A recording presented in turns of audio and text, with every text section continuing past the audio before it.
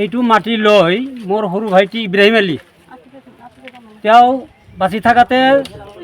18 চনত 2018 চনত আপোনাৰ ইয়াতে বাগান করছে তামোল গাছ তেতিয়া কোনো সারা শব্দ নাই কোনো কমপ্লেইন অবজেকশন কোনো কিচ্ছু নাই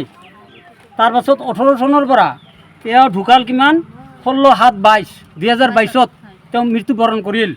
কৰাৰ পাছত তেতিয়া এওঁলোকে অৰ্থাৎ কমিটিৰ মানুহখিনিয়ে যায় সাৰ্কেলত কমপ্লেইন কৰিল যে আমাৰ স্কুলৰ মাটিখিনি বুজাই দিব লাগে তেতিয়া এক এক কৰি 3বাৰ হিয়াৰিং হৈছে বৰ্তমান যে আমাৰ বাইদেউ আছে এই বাইদেউ থাকাতে হিয়াৰিং হৈছে ইয়াৰ আগতে নিখিল ছাৰ আছিল তাৰ আজি কি হৈছে 2বাৰ হৈছে আজি তাৰ মানে সেই গোৱালপাৰা ডিচি অফিচত ডিচি ছাৰে এই মাটি লৈয়ে ৰংজুলিৰ পৰা এটা জাজমেণ্ট কপি দিল সেইটো গোৱালপাৰাত পঠাৰ পাছত মোটামুটি ধৰকচোন 1 বছৰ পাৰ হৈছে আজি গছবিলাক কাটিছে 30 তাৰিখত কিমান ডাল তামোলৰ পুলি কাটিছে আনুমানিক 125 ডাল 125 ডাল আচ্ছা এই যেতিয়া 30 তাৰিখে জাজমেণ্ট দিছে 1 তাৰিখে জাজমেণ্ট আনি তাহাক সাৰ্কেলত দিছে বাইদেউ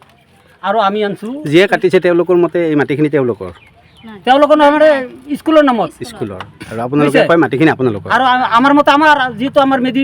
পাট্টাৰ মাটি এতিয়া কি বিচাৰে আপোনালোকে আমাৰ এতিয়া কেছ হৈ আছে আমাৰ কথা হ'ল কি আইনগতভাৱে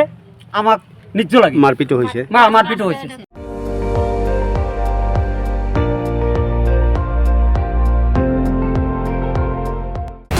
আপুনি চাই আছে ND24